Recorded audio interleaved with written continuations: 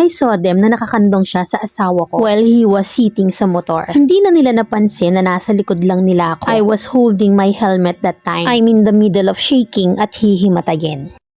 Paskong Pasko at bagong taon ay wasak na wasak ako. Habang nagre-response ako sa kanila sa message ay naiyak ako while typing I'm okay. But deep inside, gusto ko nang umuwi at sumuko. Gusto ko nang sabihin ang lahat kasi sobrang bigat na. Gusto ko nang magkwento ng lahat ng sama ng loob ko sa nanay ko. Dumating sa point na hindi ko na talaga kaya and I almost give up on our marriage. You know the feeling na may kalaban ka but you can see him. Pero nasasaktan ka niya, ikaw na walang magawa. That's what I felt sa loob ng 3 months na yun. I prayed a lot. I prayed my heart out. Nagpunta ako in the middle of midnight sa simbahan inside our subdivision. I spent hours crying and praying at sinasabi ko kay Lord na pagod na ako. Na kung talagang hindi sa akin to, iaalis niyo ako sa sitwasyong ito na wala akong ginagawang masama. Pero kung talagang sa akin to, palakasin niyo pa ako para harapin ko pang lahat for another day, week, months, or even years. I am willing to fight. I will fight for us kahit ako lang mag-isa. Ipakita mo lang sa akin kung sino at ano ang kalaban ko. Ibalik niyo ng buo sa akin ang asawa ko. We hired someone to follow my husband. Would you believe on its second day, nahuli agad sila. I saw them exactly sa barangay nung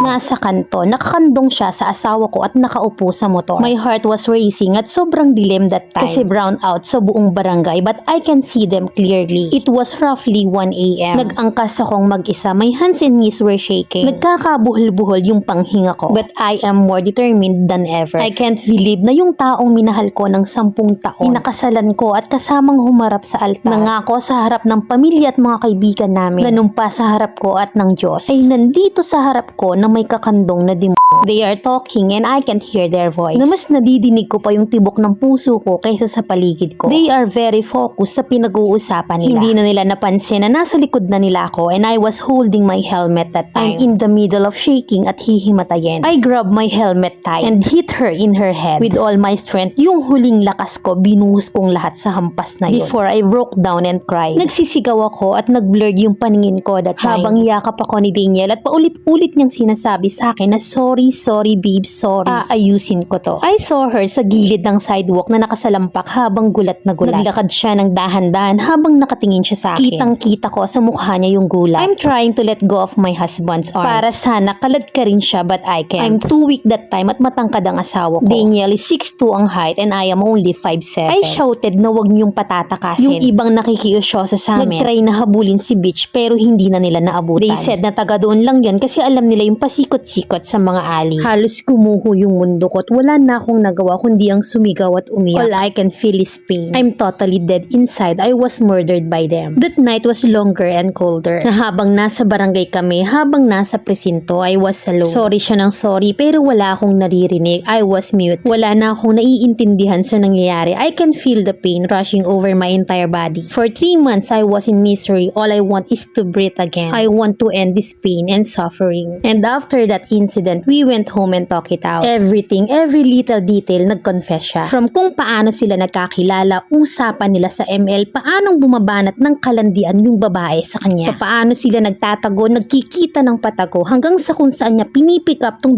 na to pag uwi. Hanggang sa usapan nilang baboy sa messenger. Mga picture na sinesend niya na halos hubad na sa asawa ko. Hanggang sa pag-i-imagine niya na niya ang asawa ko. Hanggang sa mag-i-imagine sila ng future nila at magkaanak ng kambal. Sa mga baboy na ginawa nila sa isa't isa, lahat ng pagtigas at lasa ng kababuyan nila. Lahat ng pangako ng katangahan na sinasabi nila sa isa't isa at pangako ng kalibugan niya sa asawa ko. Lahat ng mga walang kwentang pagsiselos niya na akala mo asawa siya. Lahat ng selos niya sa akin na every time na uuwi ang asawa ko sa bahay, lahat ng kasinungalingan, lahat.